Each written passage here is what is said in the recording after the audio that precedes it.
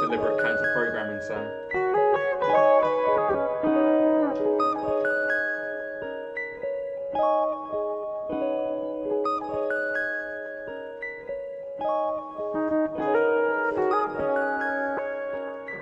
Hope you're doing well, Sam.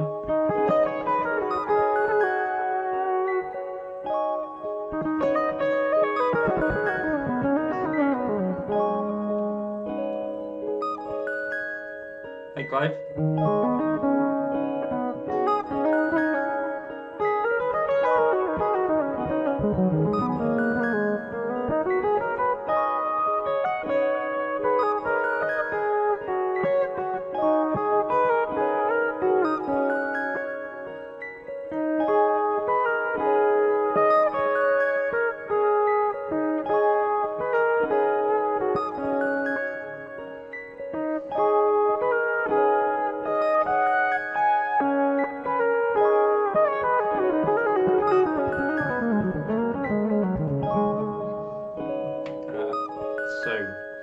Jimbo Jones asked, "Can I play some sick riffs?" Bro asking for a mate. I'll see if anyone can do any of those. Aaron asks, "What is the mezza that sits beside you, and is it part of your sound that you play on YouTube?" Do you mean the Electrodyne? I'm almost never really playing through a mezza unless it says so in the YouTube title. Yes, Clive, this is I'm going to do a video on this later, I just can't at the moment because of the sun. This is the Synthomatic, which is in the Legacy, and Wave 3, which I really like the sound of. It's got this really soft attack.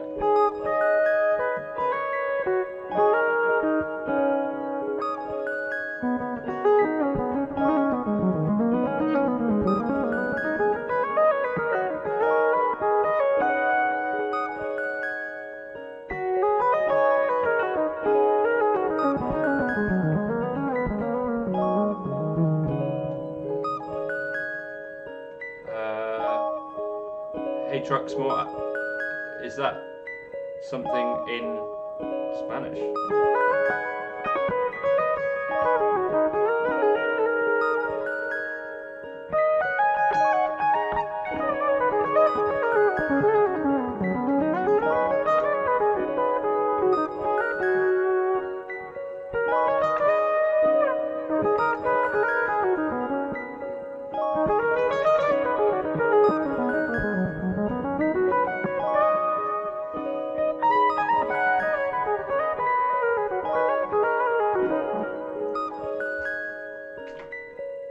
So Sam, you dug that setup?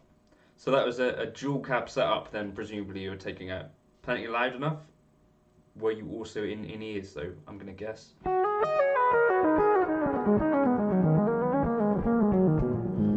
What's GP10 mean?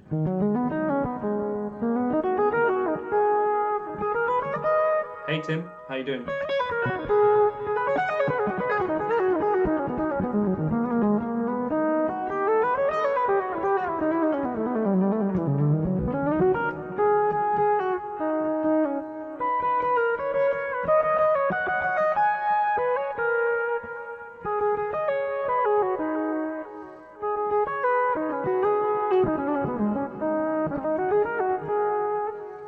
Kenny G on guitar. That's exactly what Pat would have wanted.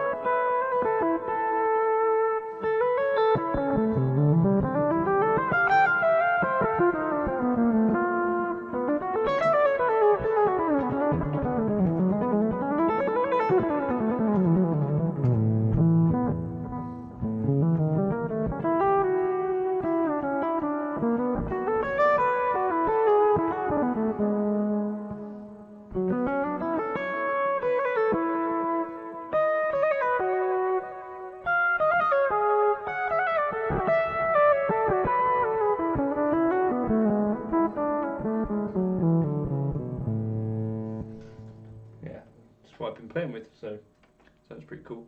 So Sam is considering selling the power cab, right? Yeah, if you've got the BAM, that can power a 2x12 fine, can it? It's 2 4x4 ohm is what the cones are, isn't it? Right, any questions about anything? Anything you want to talk about? Let me know. I just wanted to jump on quickly because I can't actually film at the moment because the sun's right where I would be filming. This video is obviously brought to you by Fanta and also JHS pedals. Here he is, Chip himself. Right, let's maybe try another kind of little loop. I'm going to start without that sound on, obviously. Right.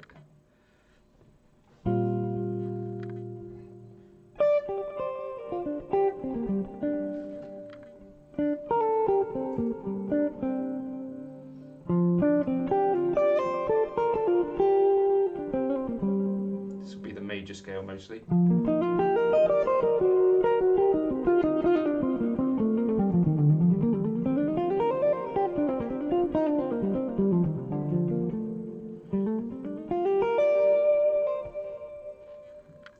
Right, let's try something.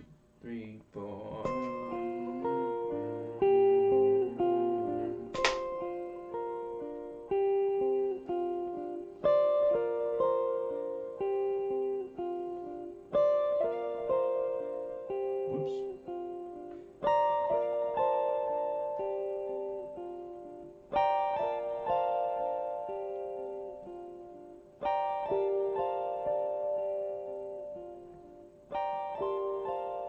Is that Kenny Loggins, the Danger Zone guy?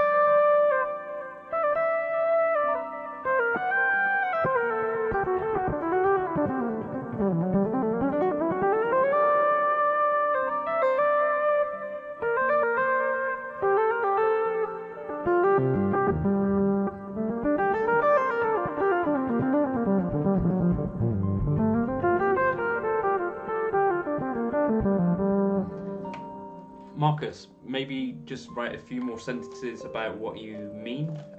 Be interested to know what you mean by that. Do you mean something similar to being in a rut, or just not wanting to pick up the guitar at the moment? That sort of thing. Is that maybe what you mean?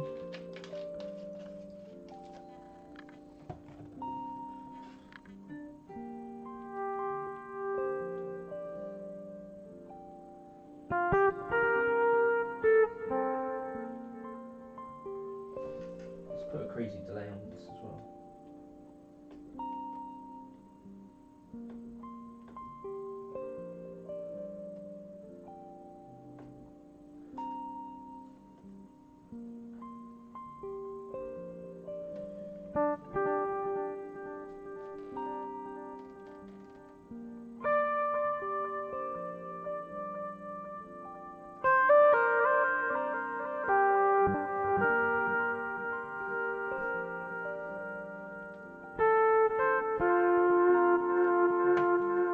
Daniel Herrera asks, could I recommend some cabs for the FM3? So I would say the ones that are included, I don't think, if you've got an FM3, there's no real reason, in my opinion, that you need to buy kind of third-party cabs, as all of the really good stuff is already included in there, and they've got stuff in there from most of the key players. So I would try to find one or two that you like the sound of. So for me, Legacy Cab 103 is one of those. I think it's like a Marshall TV 12. The other thing that I like to do is go onto the Fractal Wiki and search through the cabs and find ones that have speakers that you're interested in, if that makes sense. So if I'm looking for like a Dumble style sound, I'm either looking for an EVM 12L, so I'd search for that, or I'd be looking for a Heritage Celestion 65. So kind of press Control F and then type in 65 or whatever, and you can find the cabs there that may be what you're looking for, if that makes sense. That's the way that I tend to do it, or I just use that own Hammer 3IR that I used to use for almost everything. But yeah, there's so much choice within the Fractal world that you can more or less, I would say, get anything you want out of it. So you don't necessarily need to buy any. It's just a case of trying to find some. Rockstar Jazz Cat says, so much easier this day not having to deal with hex pickup cables and such. The other thing, so I've tried Jam Origin MIDI Guitar 2. That's really good and tracks about as well as anything that I've tried, and can do poly stuff. But it does have a bit of latency depending on how you're using it. And I hear that latency is a thing with basically all MIDI pickups anyway, and those sorts of processors. So I think it's just part of it.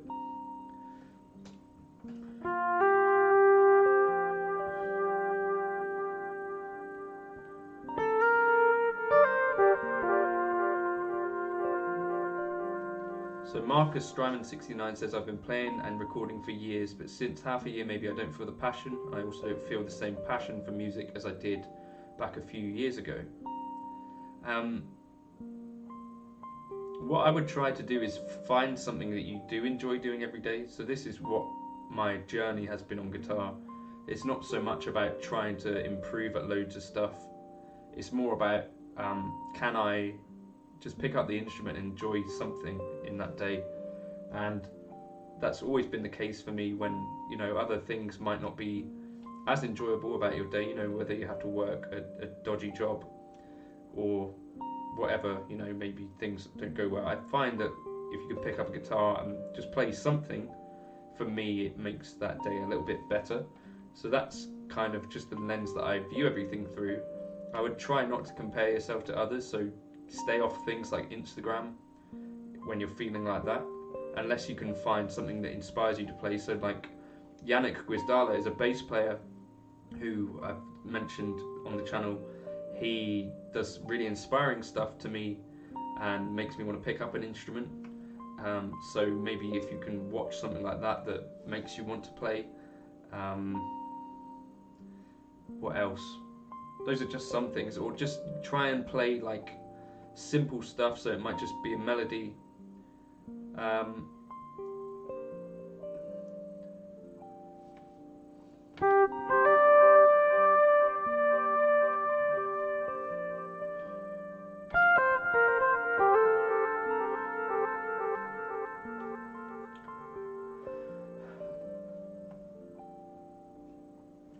The other thing,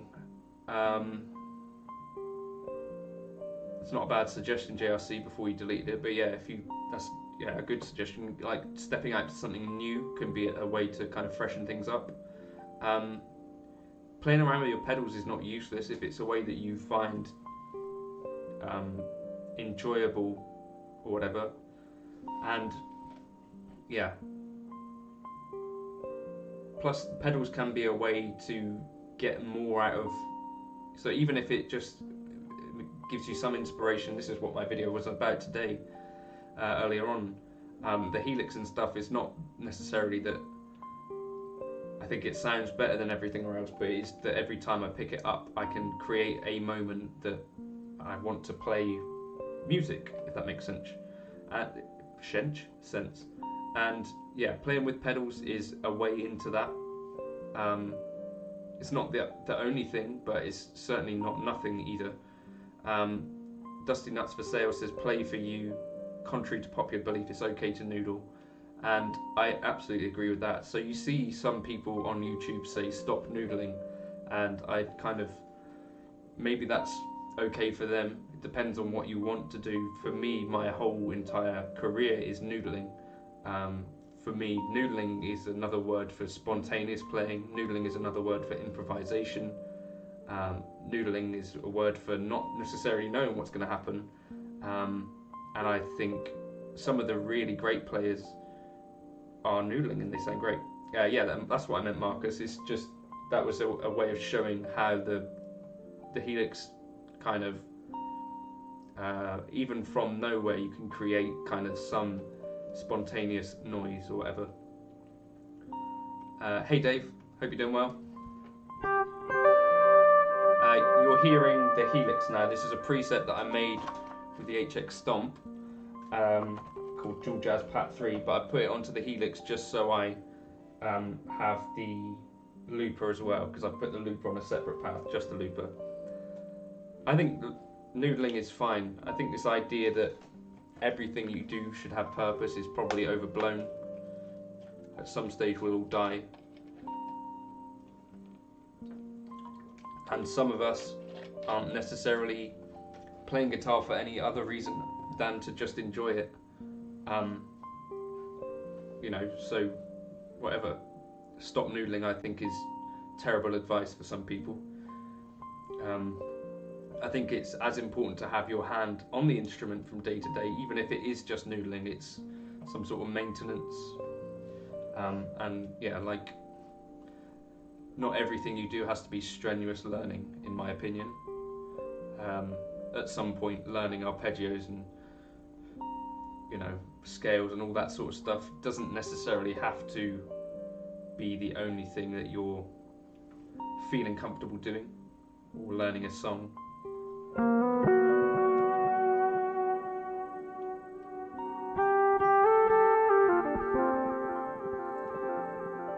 We're talking pot noodles, Siago.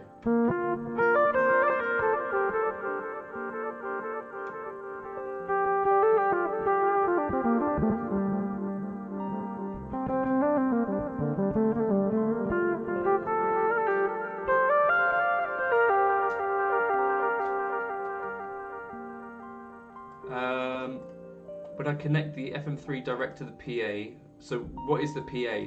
So the thing that I think a lot of people will say is that you probably need to tweak your presets in two scenarios. One is at home with your monitors, and then the other is at volume.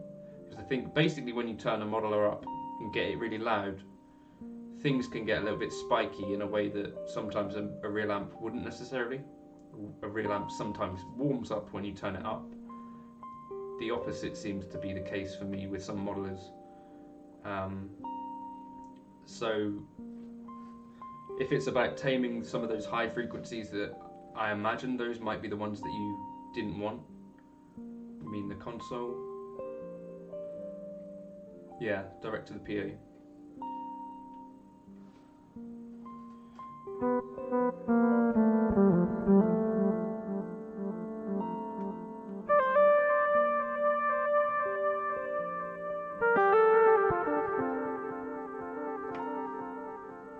It's not that music theory and all this stuff doesn't matter, but in a way nothing particularly matters if you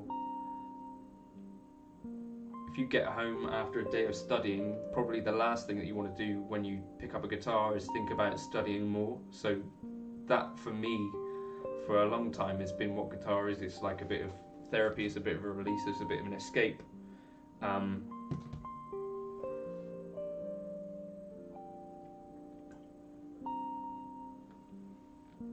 So I think that the reason that this happens is because a real amp doesn't have a tweeter, whereas a PA does. And like Sam just says, high and low filters can be your friends.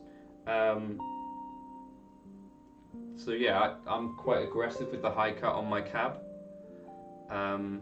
So you definitely check out that high cut if you're using a Helix, or if you're using the FM3, there's also a high cut in the cab, isn't there? So you could just take that down, and don't be shy with that. I think if you're, especially if you're using a high gain tone, you can take that all the way down to 4K and things are still not sounding unlike a guitar, if that makes sense.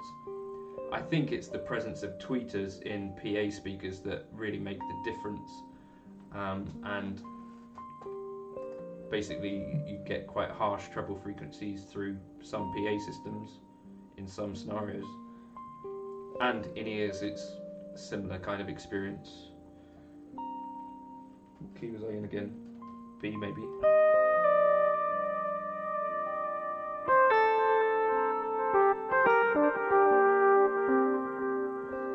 Yeah, I did do a video on fizz actually. I think that was related to the Iridium, wasn't it?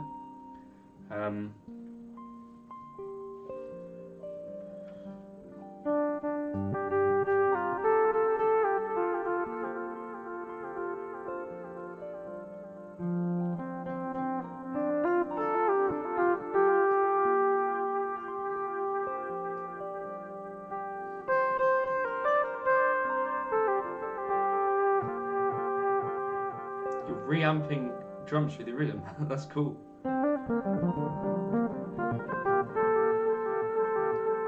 Yeah, and like Dan says, using monitors that are PA cabs, getting used to that sound I think is a thing. Certainly I think it's fairly common to see people using that headrush stuff these days. So that is essentially like a cheap PA speaker, which is not necessarily a terrible thing, but you'll get, I think people will experience that with that, especially if you're in the room quite close to it, you get quite a lot of high end frequencies. And like Sam says, Fletcher and Munson, this theory, yeah.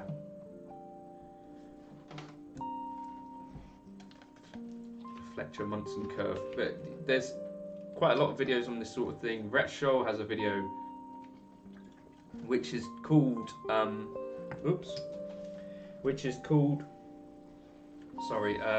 something about how to make a modeler feel like a real amp or whatever.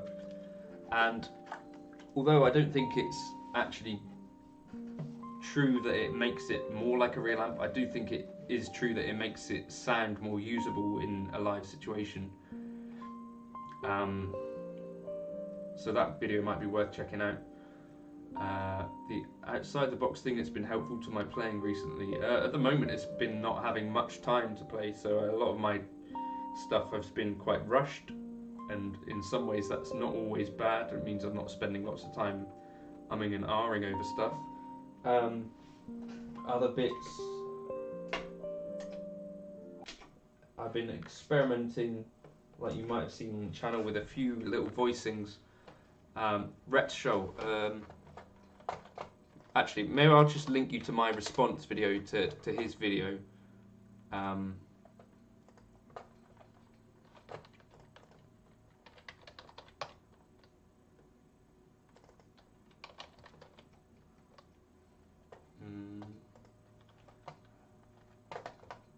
Here we go. Right. This video here might help a smidge, but it's talking really about low cuts and high cuts as part of it, not over compressing maybe. Right, Siago asks, any particular opinions on headrush? Not really. Sorry, I need to get back to Brad. So we got this.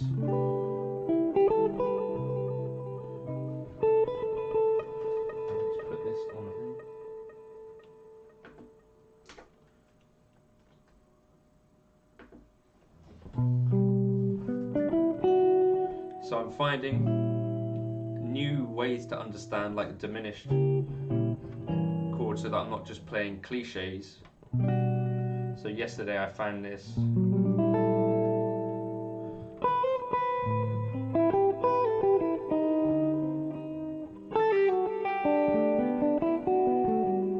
So that was a little voicing that I found yesterday to use for a diminished chord. Good luck, Sam.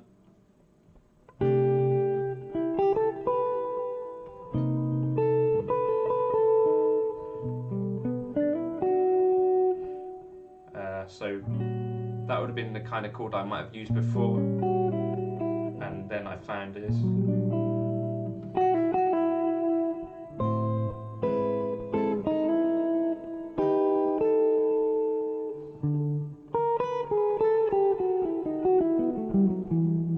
And so things like that, I'm finding that's kind of a bit outside the box for me anyway. And that's also coming from the harmonic major scale, which I need to have a chat with David Beebe on the channel about, because we've both been talking about this a little bit. So that's kind of a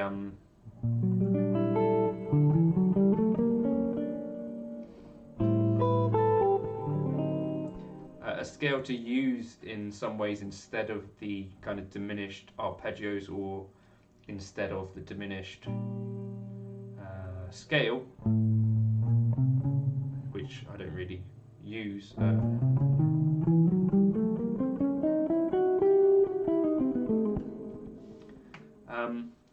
So Tiago asked about the head rush stuff. So I don't particularly have any issue with the head rush stuff, except that I think in Europe, where I'm from, they don't particularly support things necessarily hugely well, and I was seeing a lot about the ROD, rods of death, screen of death rod thing. I saw enough of that made me think, alright, I don't really want to use one of these. So that's my sort of take on that. And then the other thing is that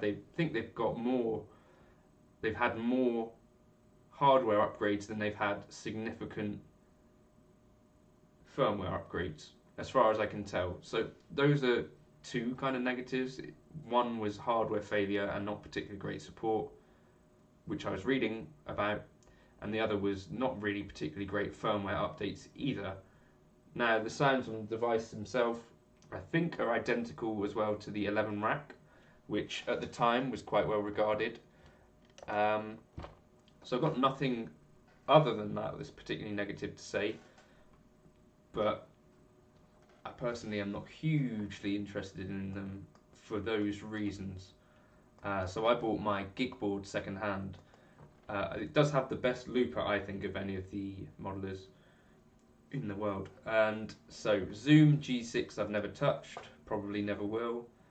Helix Stomp, you know that I love. Hotone Ampero, or Hot One Ampero. I put that in the same kind of bracket as like the Nuex stuff.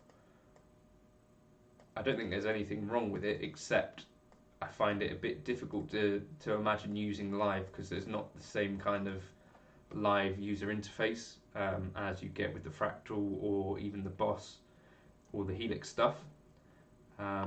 So those are kind of my thoughts on those. Hopefully that makes some sense. Bonjour de France, something Cat Martin. John, do you plan on picking up YouTube half or full time? What do you mean? So if you've not noticed, I upload 2 videos on YouTube every single day. I've done that for about 2 years. So I don't know. I'm trying. Have you ever tried Tech 21 fly rigs? I have not. I wonder if it would really add anything meaningful that your GT1000 can't already do. To be honest, I don't know. I've tried like the Joyo clones of the Tech 20 stuff one.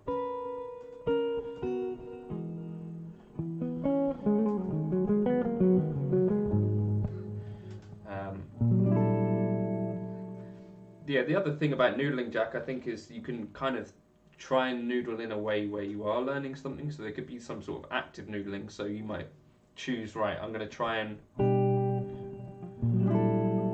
get this new voicing into my playing in a few different keys. So if I'm thinking I'm in G major for this now, yeah, I can sort of make a living off my online stuff now. So now,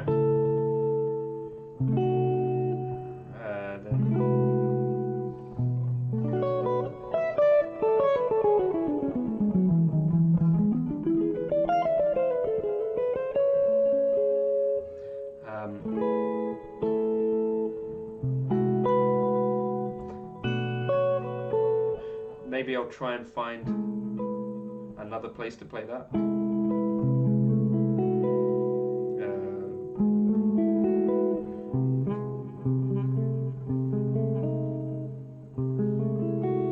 There's one.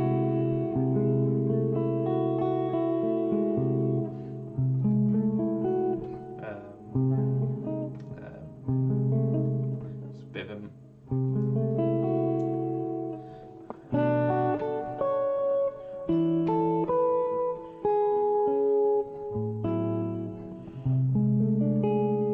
whoops.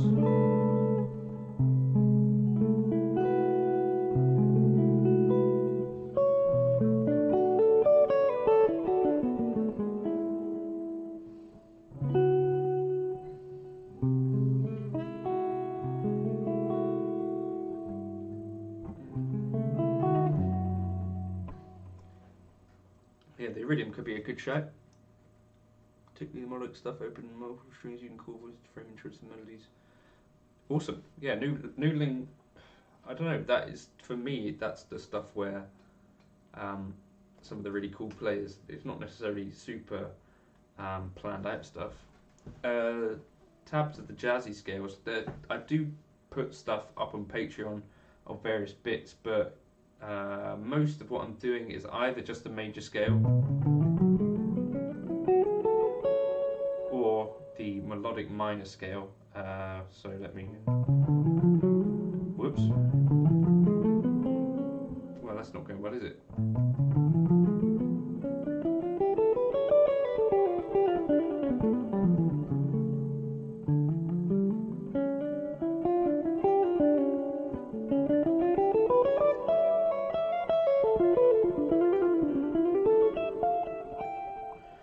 The harmonic major stuff is very new to me though, so favourite Eric Johnson song, either Your Sweet Eyes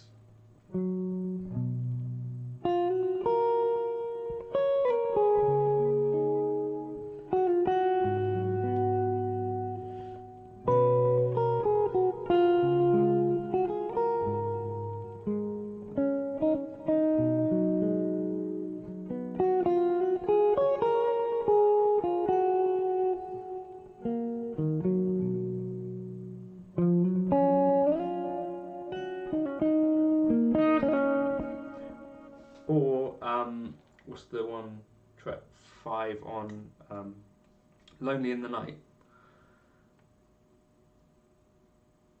Yeah, Guthrie is definitely a killer improviser, and noodling to me is what is meant.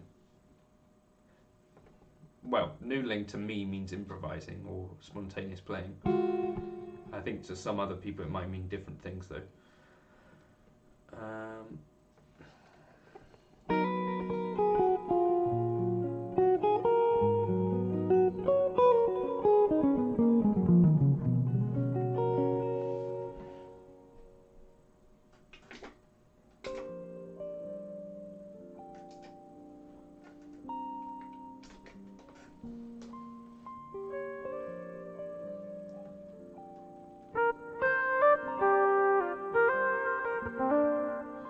Hey John, how are you doing?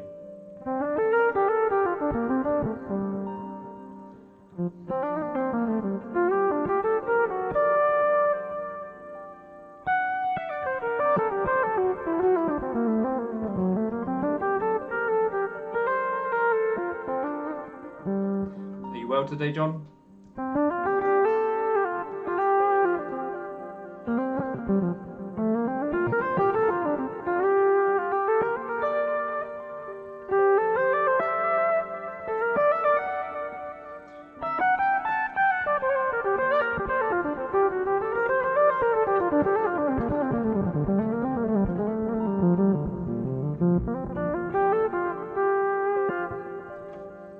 But even playing up and down pentatonics, like that's a big part of Joe Bonamassa's playing. It's a big part of Eric Johnson's playing. I think even, you know, it's difficult to even say that the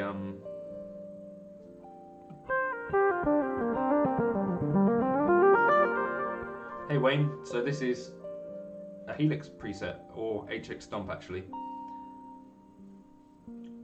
Awesome. I downloaded it. So, by the way, people, John March, great guitarist and great educator, a student of the Ted Green. I'm going to have him on the channel shortly. I just have to edit it together. But go check out some of his stuff. Leave a link, John.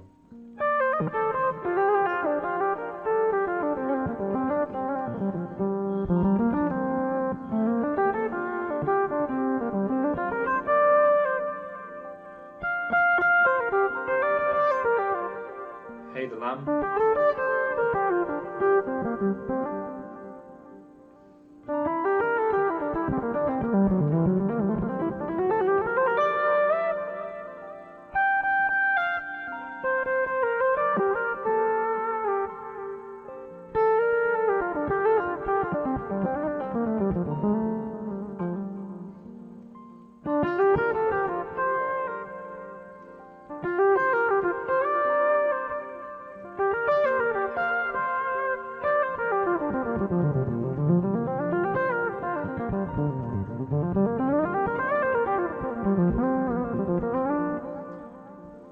Yeah, so what I'm doing right now, JRC, if that's what you're asking, is occasionally playing the melodic minor.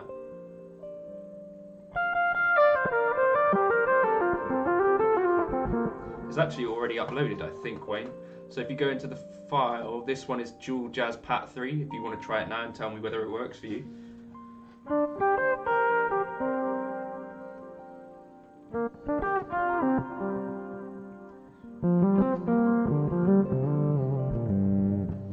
And so when I'm going to hear JRC,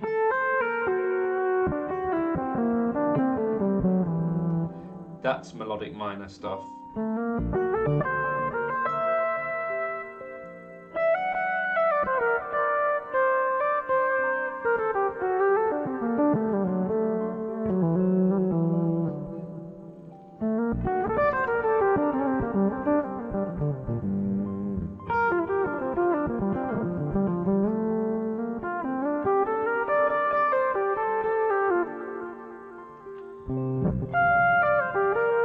To keep reminding myself that this isn't poly though.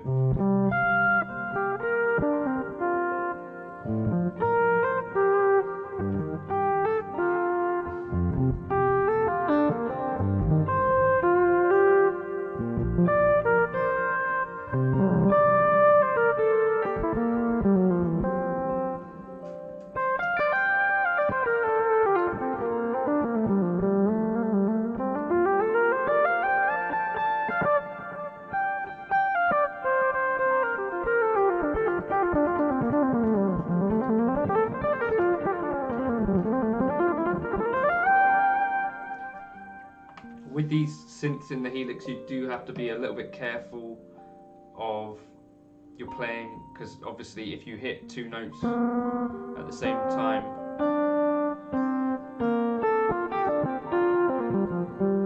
on a lot of this stuff,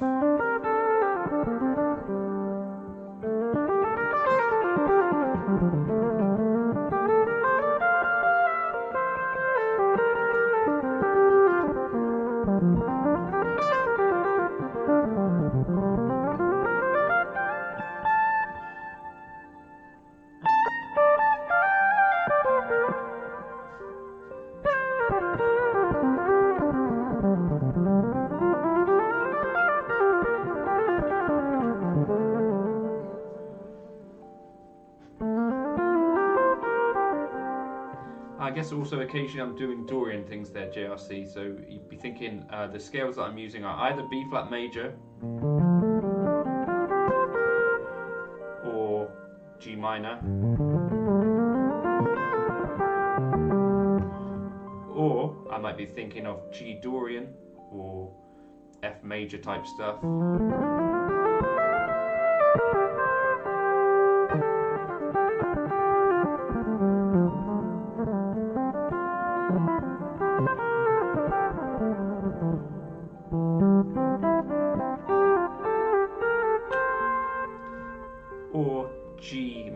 minor.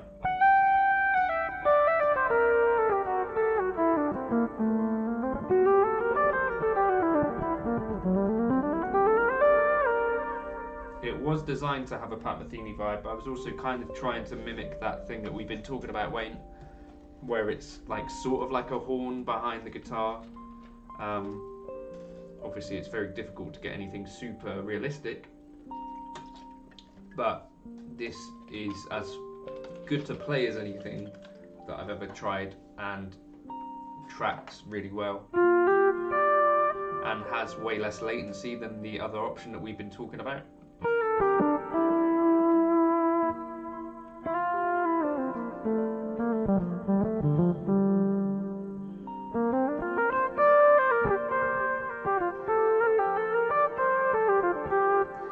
If anyone is here and hasn't liked the video yet, I would kindly ask you if you might consider doing that, just because I think it helps other people find the streams in future. If you've got any questions about anything, feel free to put them. Hopefully I'm dealing with these as they come in. Do appreciate you hanging out with me on Saturday whilst we try to play guitar together.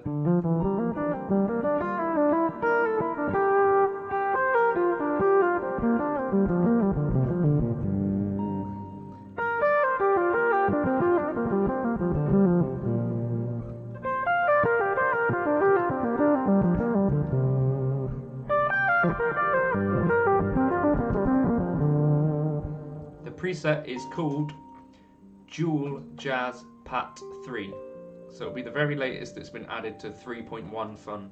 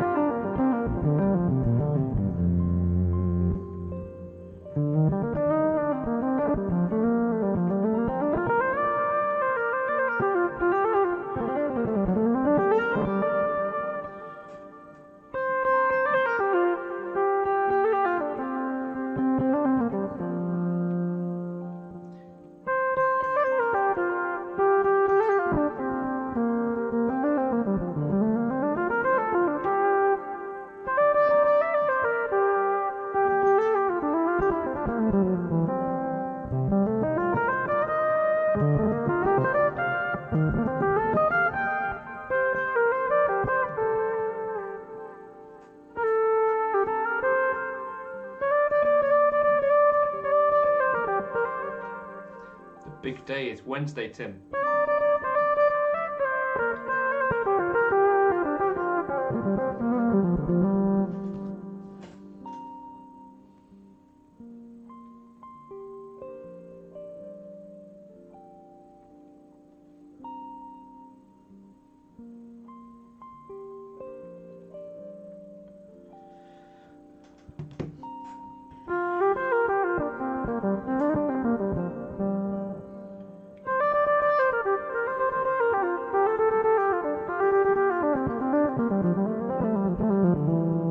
Hey Chris, how you doing?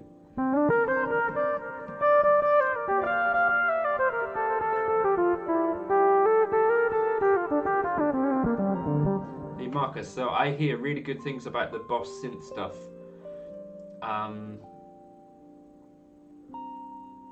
So yeah, maybe one of those. I think even the cheaper kind of, they've got the smaller version, right? That might even be worth a look. You don't necessarily have to go the full hog. Personally, the EHX Synth 9, I've not tried. I've tried the organ version, or like the keyboard version. Didn't really love it. A MIDI guitar pickup. Myself personally, I wouldn't be interested in going down that route. I think it's getting a little bit complicated then. Jam MIDI, or Jam Origin MIDI Guitar 2. If you've got a DAW and some synths, that might be worth a look. Let me just write that down. Jam Origin MIDI Guitar 2. That you can trial for free, so you might want to try that maybe, see if you get on with that.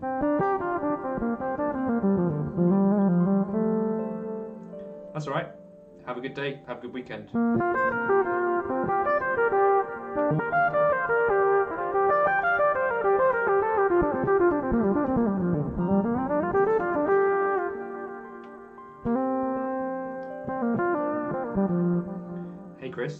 Where's Aruba?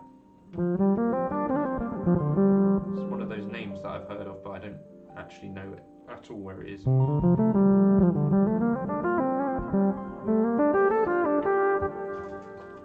So Ibanez Tube Screamer suggests the EHX Micro Synth. Let me have a look at what that is.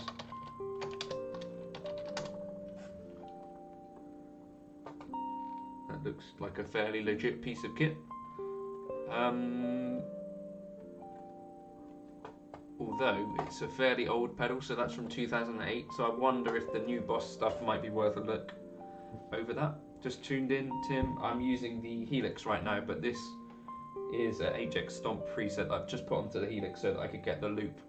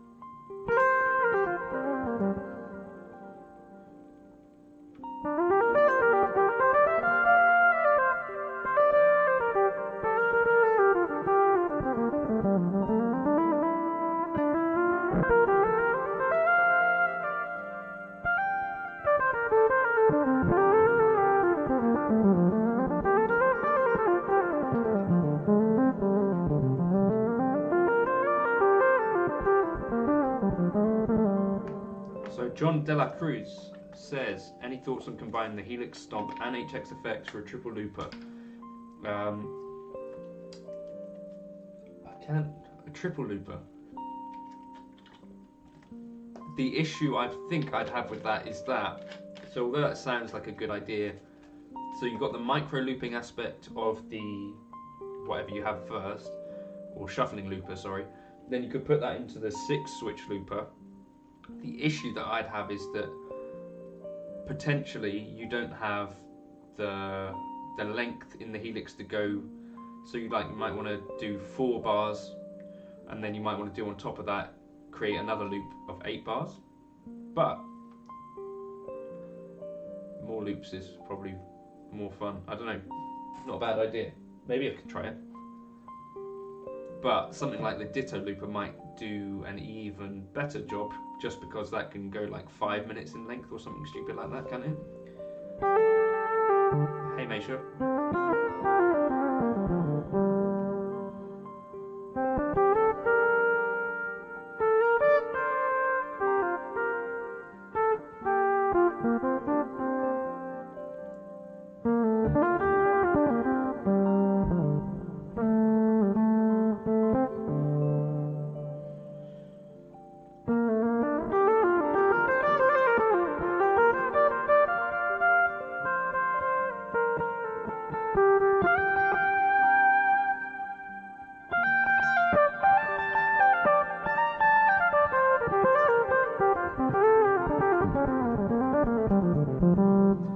Peter, so have I sent you them all yet?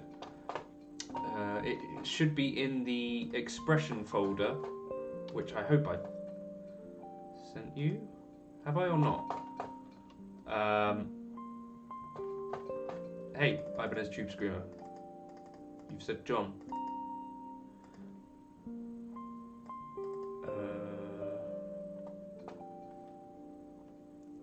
Yeah, it should be in the expression folder and then in the 3.0 folder.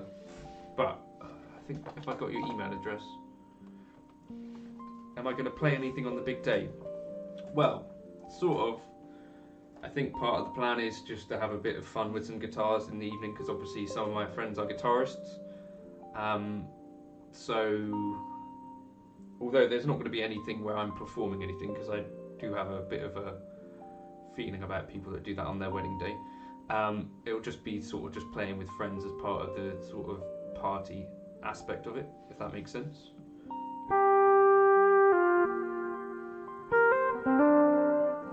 And the other thing is that if I don't play guitar in the day, I turn into a bit of a grumpy person. So that's a way to mitigate that as well.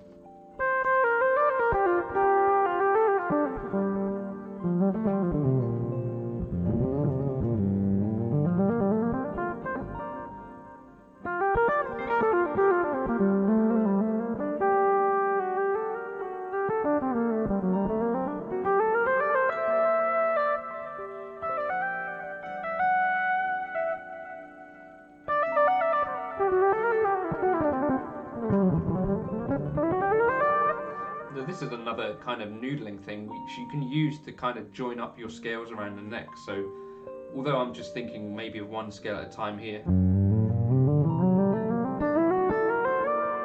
so I'm just thinking of G melodic minor, and I'm thinking I'm certainly noodling here, but it's teaching me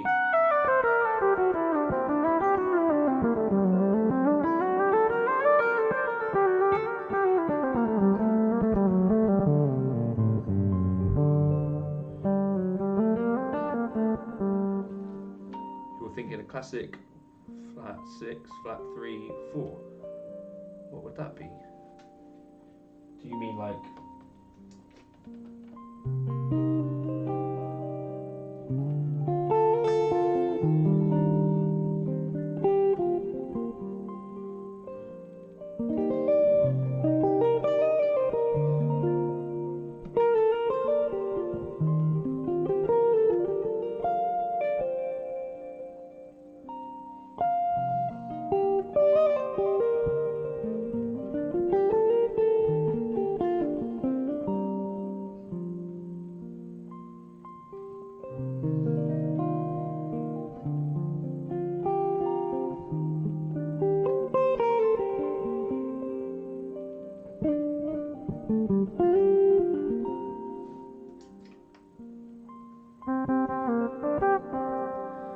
be on Wednesday, Wayne.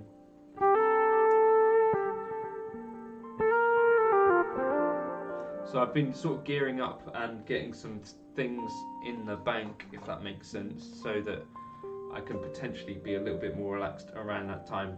So you probably won't notice particularly on the channel.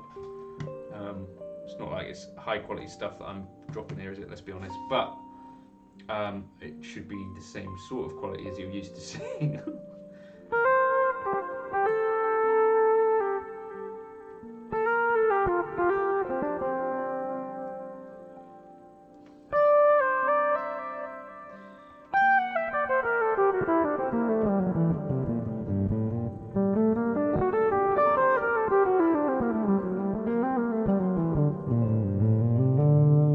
And you could put like little limitations on your noodling, so I might say, right, I'm going to try and noodle up a scale 3 notes and then keep going. Did you manage to get this preset working, Wayne?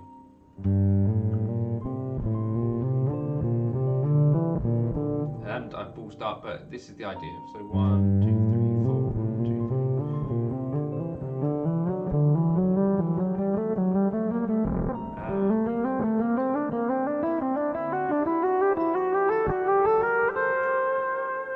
That sort of thing, right? It's sort of noodling, is sort of also a sequence, but you don't have to be too prescriptive about it.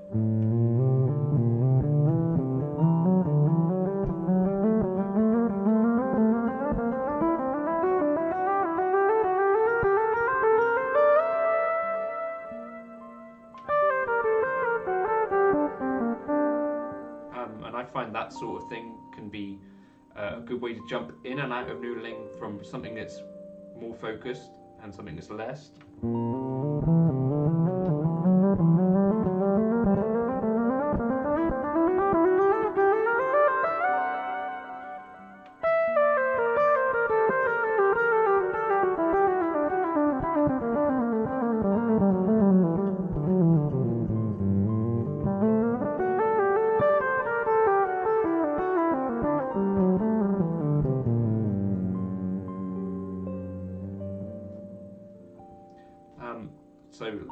noodling. I think that's acceptable noodling, right? Hopefully.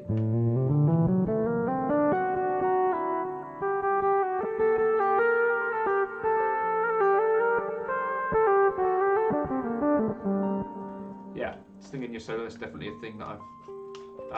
You hear me vocalizing a little bit more when I'm playing kind of jazz stuff. It's a bit of an annoying sound, but yeah.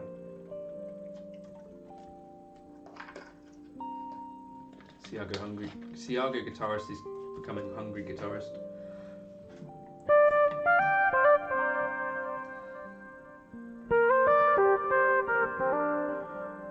You have a Herb Ellis? Have I seen pictures of this?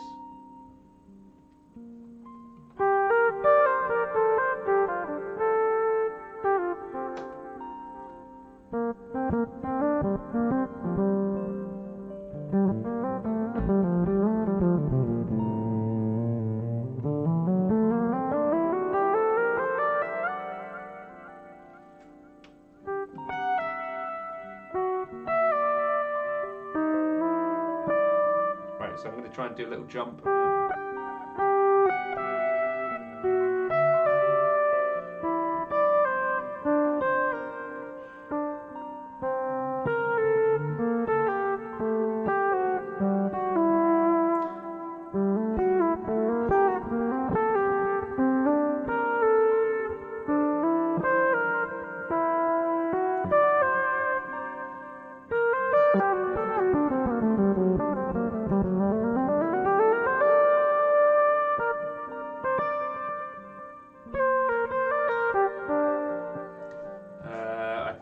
Is planning on releasing something that I played of his.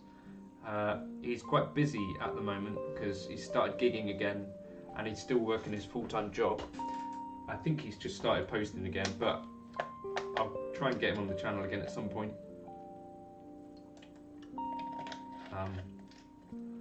Since people seem to like that stuff.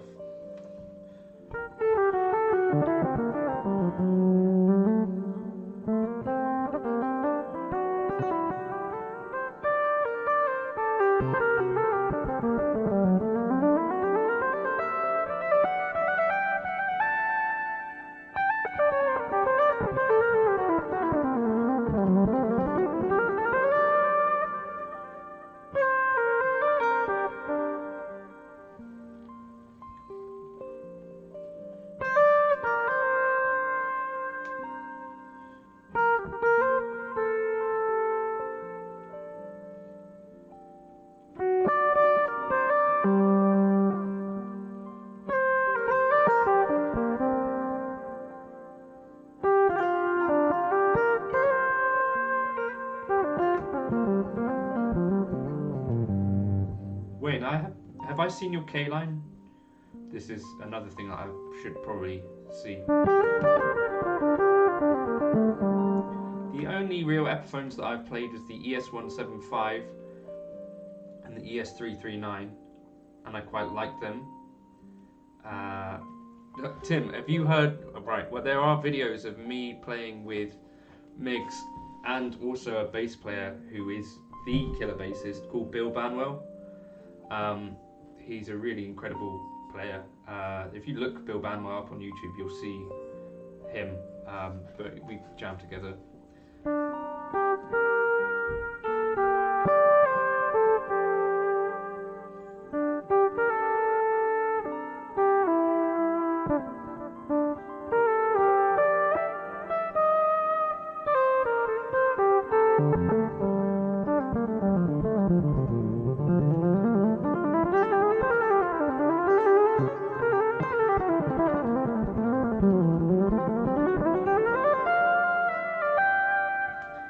I hear some of their newer, the Inspired By stuff is really cool, and Chris, who was just in the chat as Southwest Shooters, he really liked the Slash one of their guitars, so that might be worth checking out.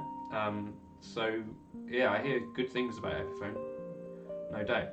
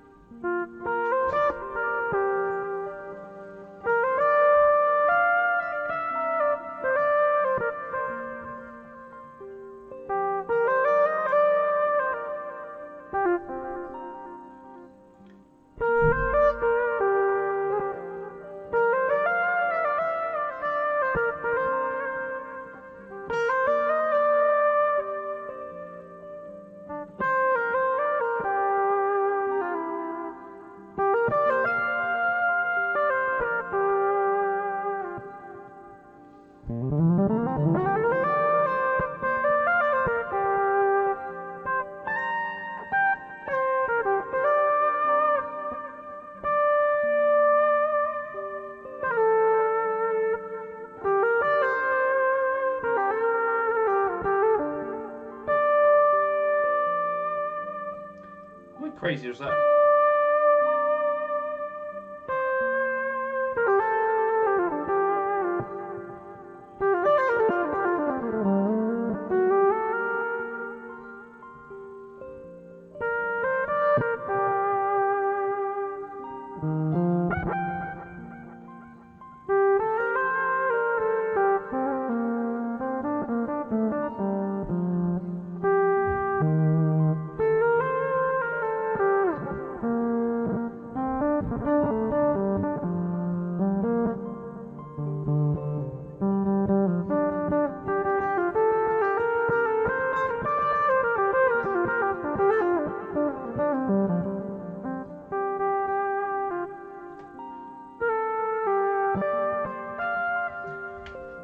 Okay, thank you everyone for stopping by. I don't know if anyone else wants to give me a pity like whilst we're still here. No, I've not tried the wraparound technique, Tim. I don't like to change strings on guitars too much because that takes away from my playing time. So you'll find that on most of my guitars I have fairly old strings, which I don't particularly mind. As long as they're not rusty, I'm good with old strings. And because I play my guitars quite a lot, I find they don't tend to rust too badly unless they get left for a long time not played, which doesn't happen often. So anyway, yeah, I'm not trying that yet. I've only got the one guitar with that tail piece anyway, haven't I? But thank you everyone for stopping by. At some point this evening I'm going to upload an explanation of this preset if anyone's interested in that.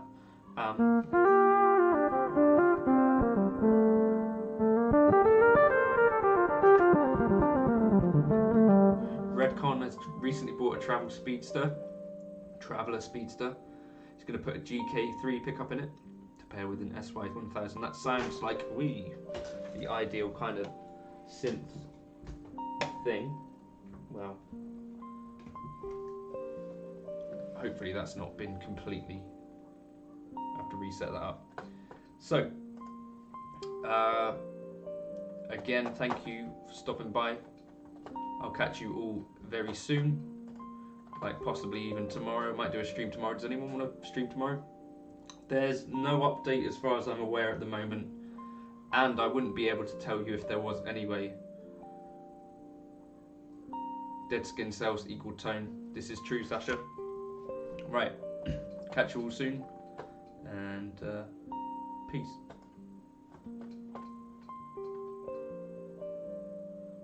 Wait, someone wants a nonsense joke. This synth will work in the Podgo. The only issue will be, have we got a mix control on it? Yes. Yeah, I'll try and put this together for the Podgo as well, Clive. You may have to be a little bit patient with me. I don't have a joke. I'm sorry. I'll catch you soon. Cheers.